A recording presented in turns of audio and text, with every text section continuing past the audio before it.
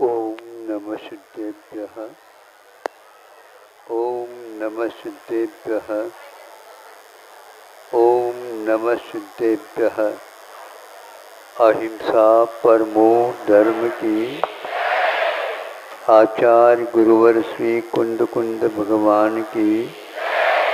आचार्य गुरुवर श्री ज्ञान सागर मुनि महाराज की। जल परम पूज्य संत श्रमणी आचार्य भगवान विद्यासागर जी महामुनि राज जी की। समस्त आचार्य संघ की।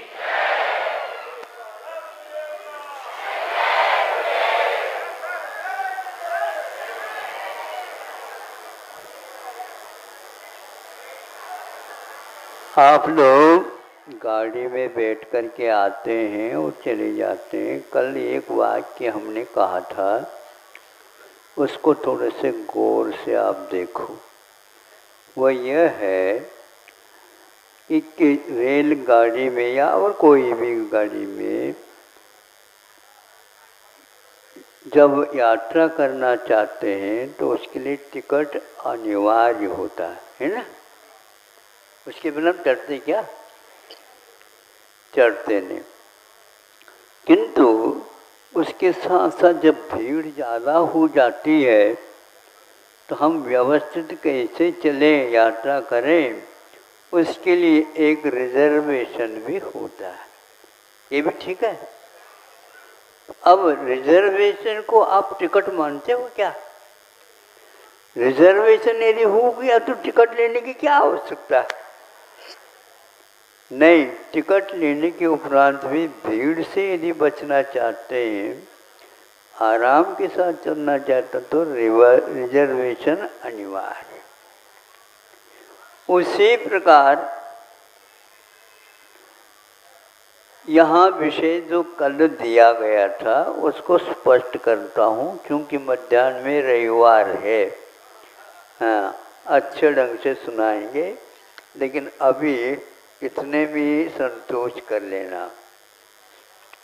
तो वह यह है कि अकेला सम्यक दर्शन तो हो सकता है और होता है,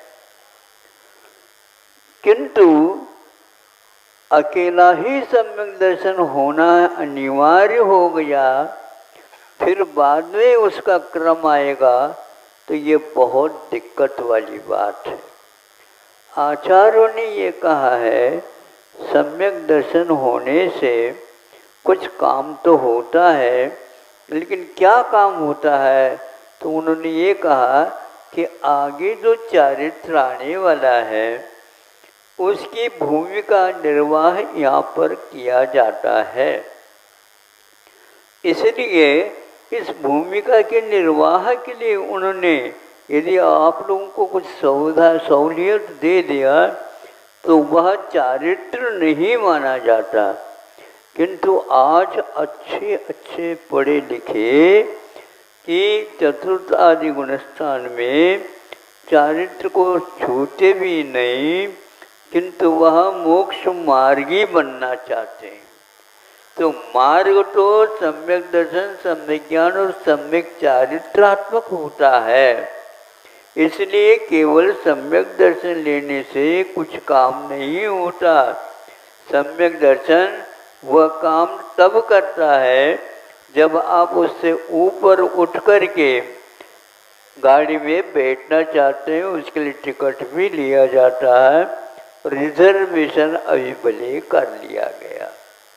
रिजर्वेशन को जिस प्रकार टिकट नहीं मानते, उसी प्रकार अविरक्त सम्यक दृष्टि को मोक्ष मार्ग नहीं मान सकते। उम्मीदवार है और लेटिंग लिस्ट क्या बोलते हैं आप लोग? प्रतीक्षा करो, वेटिंग करो, लेकिन लेटो नहीं। हाँ, वो कभी भी गाड़ी आ जाए, तैयार हो गए तो मिल जाएगा, लेकिन यह आवश्यक है। तो बिना चारित्र का आज कुछ यात्री यात्रा करना चाहते हैं। हम तो समझते हैं उनका भाग्य फूटा है। इसलिए फूटा है, सब लोगों के सामने कान पकड़ करके स्टेशन के ऊपर उठक बैठक किया जाता है, कराया जाता है। फिर इसके उपरांत उसको वहाँ से पहले भगाया जाता है। मोक्ष मार्ग की चर्चा यदि करना चाहते हो, मौन बैठ करके आप सुनो, उसके लिए अलग पूंजी की आवश्यकता है।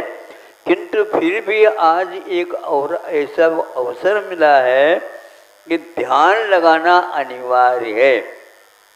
मोक्ष मार्ग में जो है रहता है वह ध्यान लगाता है, तो वह मोक्ष मार्ग दो प्रकार के, एक व्यवहार और एक निश्चय, एक भेद और एक अभेद, ऐसे आचार्यों ने भेद किए हैं।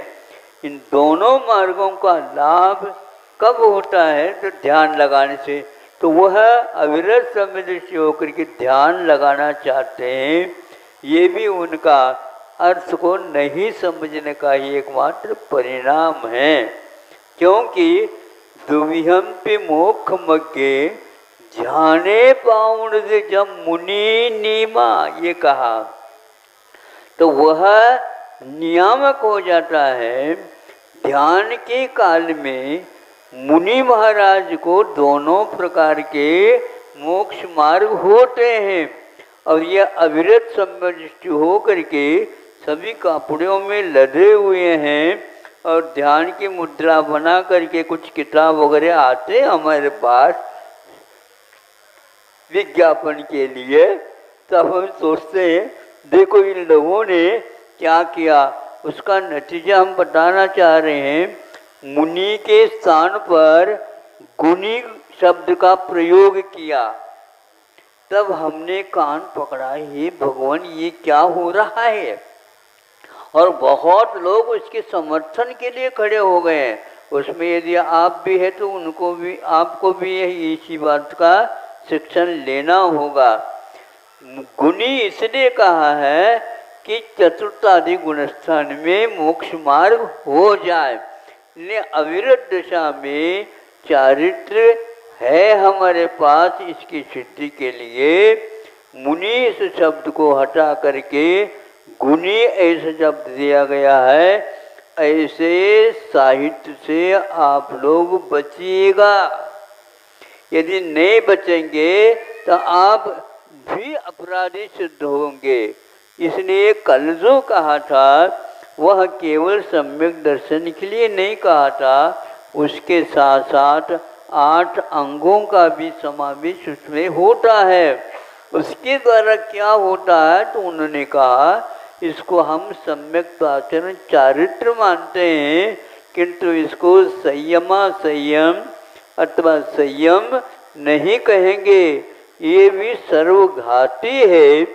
सर्वघाती के उदय में मोक्ष मार्ग कभी भी नहीं बनता, ऐसा कहा है। ये कहना कल नहीं हुआ, इसलिए कहीं ऐसा ना हो।